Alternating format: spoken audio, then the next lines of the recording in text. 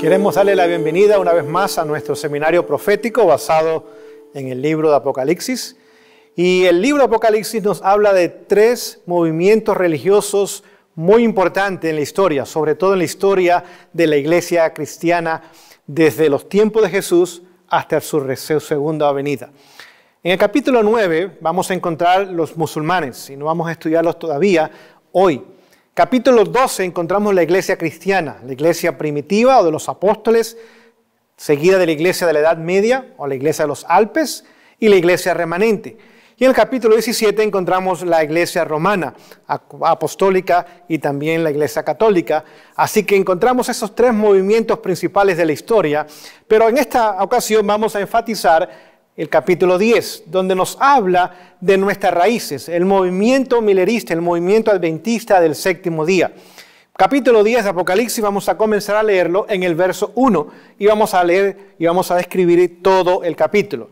Leo, dice lo siguiente: vi, aquí está el apóstol Juan escribiendo después que vio, vi descender del cielo a otro ángel fuerte, envuelto en una nube, con el arco iris sobre su cabeza, y su rostro era como el sol, y sus pies como columnas de fuego.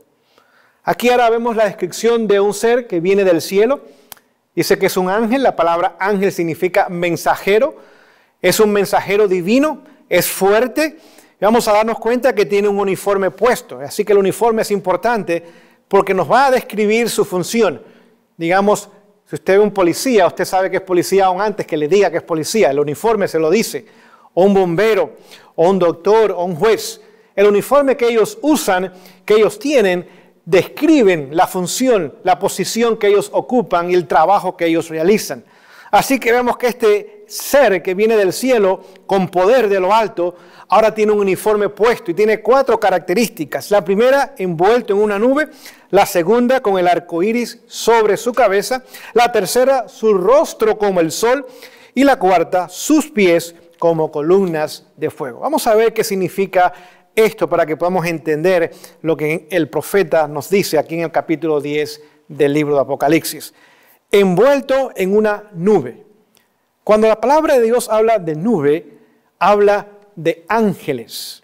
Por ejemplo, describe fácilmente, si usted fuera al libro de Apocalipsis, capítulo 1, el verso 7, donde dice que Él viene, ahí describe su segunda venida, y viene en las nubes de los cielos. No dice con las nubes, sino en las nubes. Es decir, nubes significan ángeles.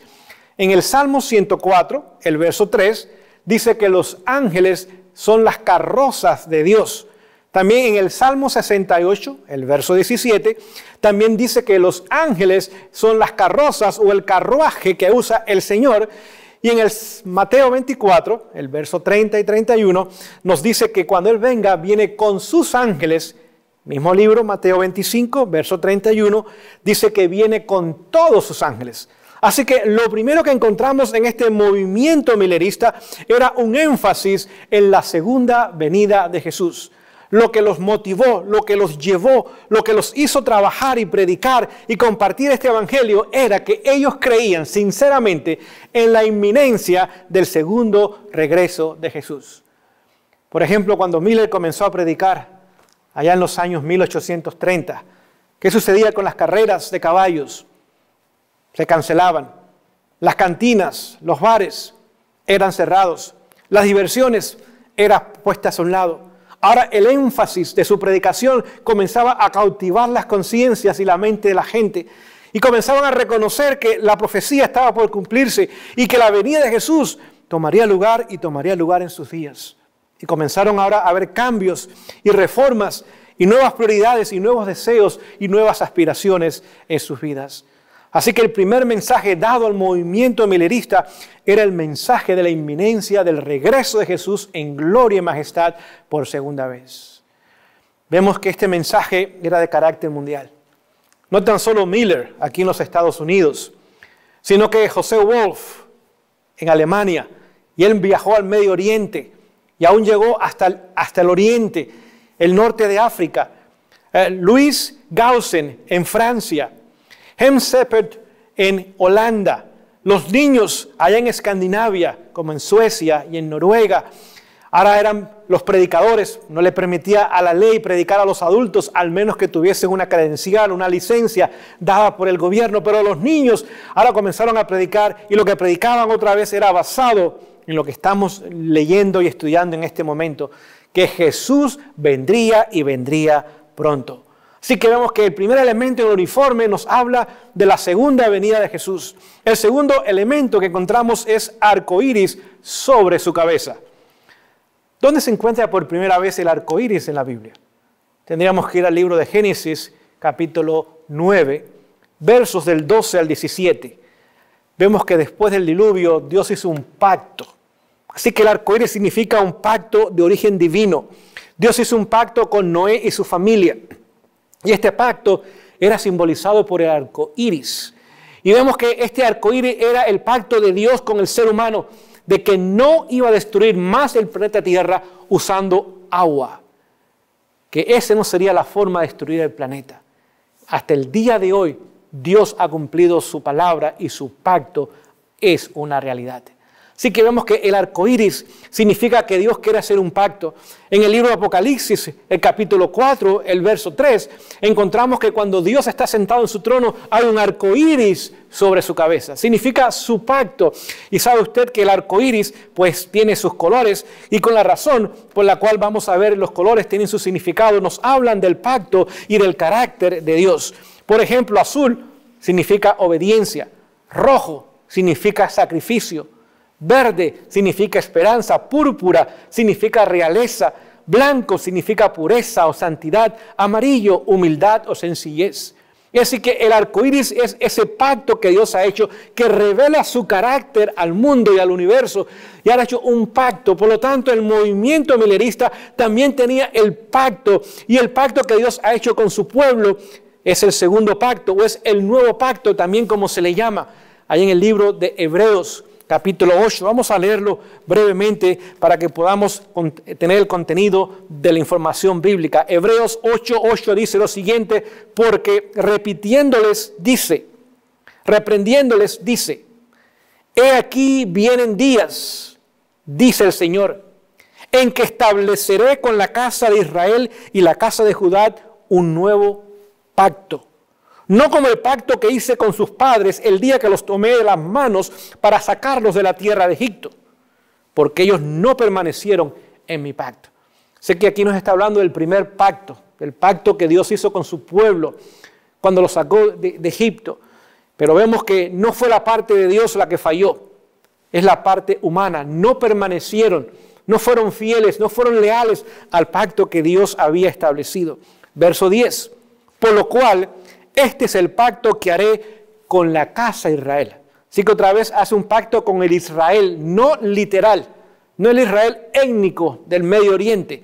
El Israel del Nuevo Testamento es de carácter espiritual. Dice Gálatas capítulo 3, versículo 29, que si estamos en Cristo, somos simiente de Abraham y herederos de sus promesas. Por lo tanto, el Israel bíblico del Nuevo Testamento es aquellos que están en Cristo. Es el nuevo Israel. Dice que haré, hablando en un futuro, un nuevo pacto con Israel, con el Israel espiritual. Después de aquellos días, dice el Señor, pondré mis leyes en la mente de ellos y sobre su corazón las escribiré y seré a ellos por Dios y ellos me serán a mí por pueblo. Así que vemos que también incluía el pacto. Este pacto es la ley de Dios. Sería puesta en nuestras mentes y escrita en nuestros corazones.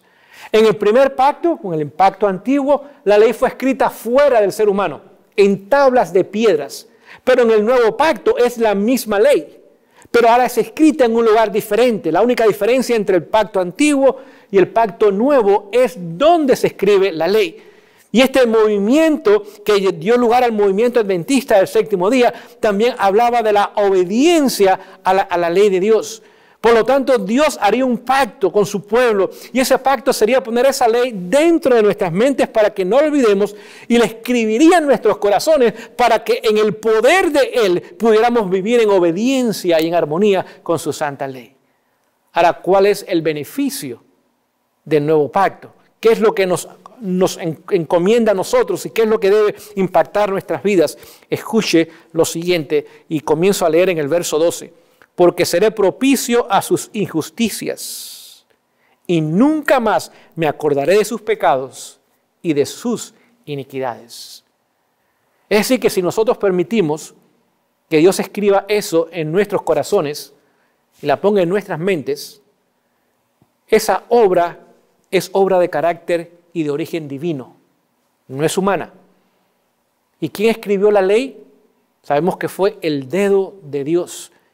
Es la única porción de todas las Sagradas Escrituras que no fue escrita por ser humano, que no fue inspirada a través del Espíritu, que no fue una visión, un sueño que tuvo el profeta o el ángel le dio un mensaje. Es la única porción de todas las Sagradas Escrituras donde Dios mismo, con su propio dedo, escribió en las tablas de piedra su santa ley. Y hoy día Él tiene el deseo y por supuesto la capacidad para escribir otra vez en las tablas de nuestro corazón su santa ley y ponerla en nuestras mentes. Esa obra es la obra del Espíritu Santo. Es la obra que Él quiere tomar la ley de Dios y hacerla interna para que el pacto que Dios ha hecho, para que ese pacto y sus características, que es el carácter de Jesús, ahora se pueden reproducir en nosotros y nosotros en el poder de Dios podamos vivir en armonía perfecta y en obediencia completa a la santa ley de Dios. Es decir, si no se le enseña a la gente lo que estamos estudiando, no pueden prepararse para el reino de los cielos. Si tan solo se les enseña la justificación o el perdón del pecado, sin enseñárseles una vida santificada, una vida entregada, una vida completa al servicio del Señor, en armonía con Él, viviendo para agradarle a Él, no nos podemos preparar para el reino de los cielos. Y por eso Dios tuvo que levantar este movimiento. Muchos grupos cristianos enseñan la justificación, enseñan el perdón, pero no enseñan, ni creen, ni practican, por supuesto, la importancia de una vida santificada y entregada a Dios en el poder y en la presencia del Espíritu Santo en la vida del creyente. Vemos que este movimiento enseñaba ese pacto que Dios quería hacer con su pueblo y escribirlo en nuestros corazones y ponerlos también en nuestras mentes. Lo segundo que vemos es que ahora su rostro era como el sol. ¿Qué significará esto de su rostro como el sol? Vamos a leer en el libro de Malaquías una porción que nos va a ayudar a entender mejor esta declaración, su rostro como el sol. Malaquías capítulo 4, el verso 2 dice lo siguiente: mas a vosotros los que teméis mi nombre, nacerá el sol de justicia y en sus alas traerá salvación y saldréis y saltaréis como becerros de la mañana. Así que el sol de justicia simboliza a Jesús. Su justicia, primero imputada, acreditada, dada, nos perdona, nos limpia de pecado, quita la culpabilidad y la condena de nosotros. Mas su justicia impartida a nuestra vida, su vida santa, perfecta, que vivió en este mundo sin pecado, Él desea ahora darla al creyente a través de la obra del Espíritu Santo. Y esa justicia, una es nuestro título para el cielo, la otra es nuestra idoneidad para el cielo. En una, Él es el autor de nuestra fe. En la segunda, Él es el culminador o el que termina o hace su obra de fe en nosotros. Así que ahora nos damos cuenta que ese sol de justicia significa un pueblo que proclamaría, enseñaría y creería en la justicia completa, gratuita, que Dios da al creyente para prepararlo para su segunda venida. Lo tercero dice que pies como columnas de fuego. Ahora, ¿cuándo es que por primera vez vemos en la Biblia columna de fuego? Tendríamos que ir otra vez al libro de Éxodo.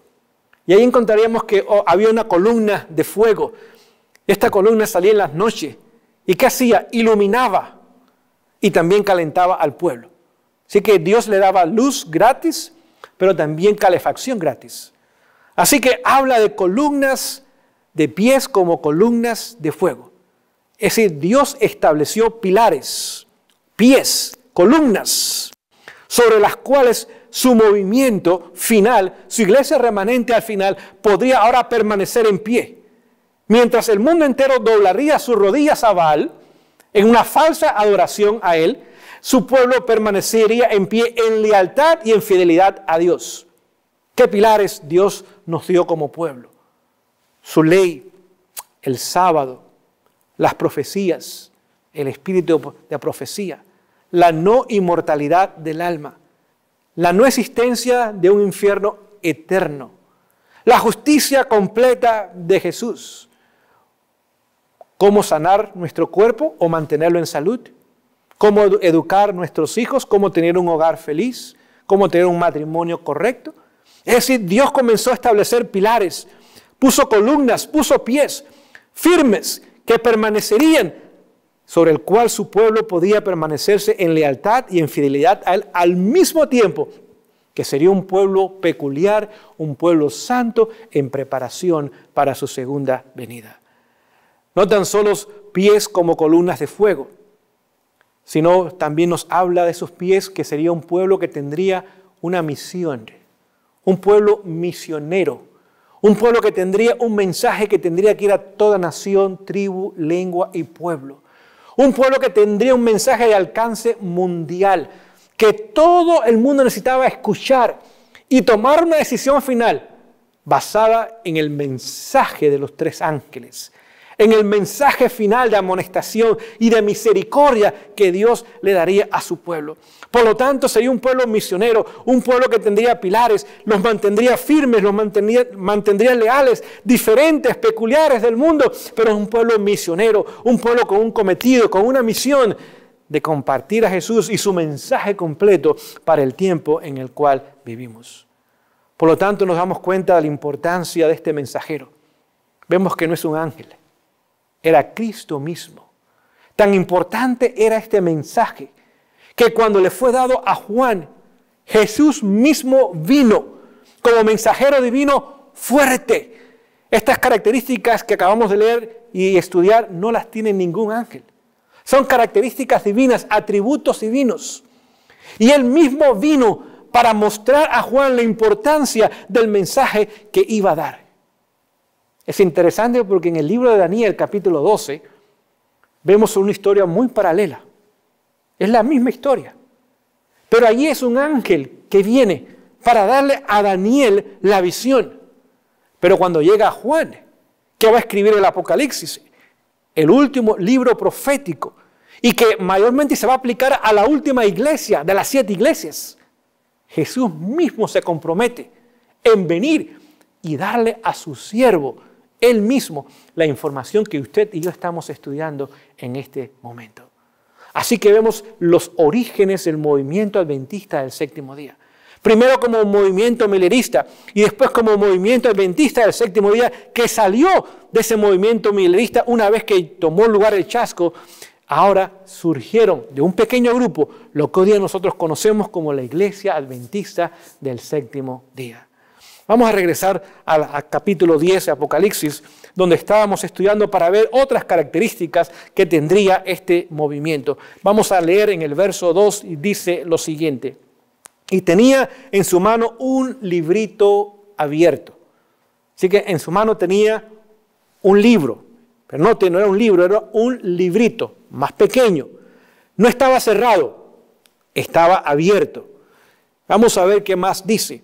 Y puso su pie derecho sobre el mar y su pie izquierdo sobre la tierra. Así que ahora vemos a Jesús parado en su mano, tiene un librito que está abierto, su pie derecho sobre el mar, no olviden, en profecías, Apocalipsis 17:15, dice que el mar significa gente, pueblos, naciones, pero su pie izquierdo estaba sobre la tierra, lugar poco poblado. Otra vez, un mensaje mundial que tendría que ir a todo rincón del mundo, a toda nación, a todo pueblo del mundo. Y ese mensaje estaba relacionado con el librito que tenía en su mano y estaba abierto. Ahora, ¿qué libro o qué porción de qué libro fue sellado? Vamos a ir brevemente al libro de Daniel, capítulo 12, y después vamos a regresar aquí donde estamos en nuestro estudio. Daniel capítulo 12, y vamos a ver ese librito que fue sellado o fue cerrado. Daniel capítulo 12, voy a comenzar a leer en el verso 4, dice lo siguiente.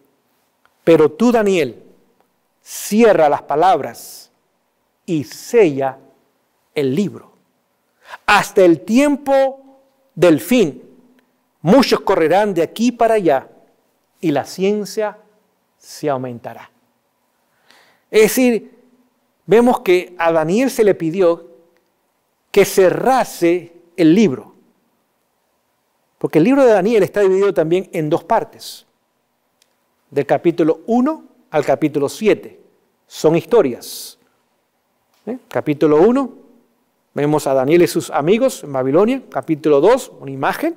Capítulo 3, 3 jóvenes hebreos en el horno de fuego. Capítulo 4, ahora Nabucodonosor se hace una bestia por 7 años. Capítulo 5, la caída del imperio de Babilonia. Capítulo 6, Daniel en el foso de los leones. Y capítulo 7, encontramos ahora la visión de las 4 bestias. Es decir, son historias y cada una de ellas son profecías también. Pero la segunda parte del libro de Daniel es el capítulo 8 hasta el capítulo 12. Capítulo 8 encontramos ahora que Daniel tuvo una visión. Y en esta visión que recibió, se le habló de una visión de 2300 tardes y mañanas, o 2300 días, que en profecía equivale a 2300 años. Y vemos que Daniel no entendió completamente la profecía. La primera parte, que tenía que ver con el macho cabrío y tenía que ver también con el carnero, esa se le entendió. El ángel se le explicó, así que no tuvo problema. Pero la segunda parte, cuando ahora llegó a la profecía de las 2300 tardes y mañana, dice que estaba turbado y al que aún se enfermó y no entendió esa profecía. Ahora viene después el ángel Gabriel. Y mientras Daniel oraba, ahora Gabriel es enviado con la interpretación de esa parte que no había entendido. Y cuando recibe la interpretación, capítulo 11 y capítulo 12, ahora recibe la orden divina, sella. No la primera parte del libro, que todos ya la conocían, sino la segunda parte del libro, séllalo, ciérralo. Y no se va a abrir, ¿hasta cuándo? Hasta el tiempo del fin. Si usted estudia la historia, va a notar que la primera parte del libro de Daniel siempre fue entendida, porque tenemos la explicación en cada una de ellas. En la profecía de Daniel 2, la profecía de Daniel 7, claramente se explican. Es más, los reformadores, para ponerles un ejemplo, todos tenían en común el hecho de que ellos reconocían en el cuerno pequeño el sistema papal. Así que no estaba cerrado. Lo que no se escucha en la historia, lo que no se escribió en la historia, lo que no se predicó en la historia, lo que por siglos estuvo cerrado, estuvo sellado, fue la segunda parte del libro de Daniel hasta el tiempo del fin. Ahora comenzamos que cuando Miller, José Wolf, Lacunza en Chile, Irving en Escocia, Gaussen en Francia, Hempeseter en Holanda, diferentes hombres, diferentes culturas, diferentes trasfondos religiosos, ninguno se conoció, ninguno compartió notas con la otra persona, pero todos comenzaron a estudiar la segunda parte del libro de Daniel y comenzaron a estudiar esa profecía, la cual se le había hecho a Daniel, séllalo, ciérralo hasta el tiempo del fin. ¿Cuándo terminó esa profecía? En el año 1844. Pero su predicación comenzó antes. Ahora, ¿cuándo comenzó el tiempo del fin? A Daniel se le da la respuesta. Vamos a leerlo. Daniel 12. Y leo yo, verso 5. Y yo, Daniel, miré, y aquí otros dos que estaban en pie, el uno a este lado del río y el otro al otro lado del río. Y dijo un varón vestido de lino que estaba sobre las aguas del río: ¿cuándo será el fin de estas maravillas? ¿Cuándo será el tiempo del fin? Y oí al varón vestido de lino que estaba sobre las aguas del río, el cual alzó su diestra y su siniestra al cielo y juró por el que vive por los siglos, que será por tiempo y tiempos y la mitad de un tiempo. Y cuando se acabe la dispersación del poder del pueblo santo, todas estas cosas serán cumplidas. Y yo oí, mas no entendí y dije, Señor mío, ¿cuándo será el fin de estas cosas? Él respondió, anda Daniel pues, estas palabras serán cerradas y selladas hasta el tiempo del fin. Así que vemos que recibe la orden por segunda vez. El tiempo del fin es tiempo, tiempos y la mitad de un tiempo. 360 años, más ahora tiempos serían 2 años, estaríamos hablando de 720 años, más la mitad de un tiempo, medio año, 180 años. Si usted suma las 3 cifras, lo lleva a 1260 años. Es decir que desde el tiempo que surgiría el poder papal, 538, usted suma 1260 años, lo llevaría al año 1798. Y cuando llegó esa fecha, ahora comenzó el tiempo del fin. Es interesante que de esa fecha en adelante, estos hombres en diferentes partes del mundo comenzaron ellos a estudiar la misma porción y comenzaron ahora a tener ellos el entendimiento del libro o del librito o la porción del libro de Daniel que había sido cerrada. Note, se le dice a Daniel que la ciencia aumentaría. No es la ciencia de aviones y computadoras y electricidad y carros, no, es lo que usualmente se dice, pero lo que dice allí que se aumentaría es el entendimiento, la comprensión de la porción del libro de Daniel que había sido cerrada y sellada. Es lo que tenía Jesús en su mano abierto. Es ahora el cumplimiento de la profecía de Daniel 8:14. 2300 tardes y mañana y el santuario será purificado. Así que eso comenzó ahora a poner las bases sobre la cual podríamos entender nosotros la obra de Jesús en la cruz, en el lugar santo y en el lugar santísimo. Y también la obra de purificación y expiación que comenzaría a tomar lugar. Vamos a ver más adelante la importancia de este estudio.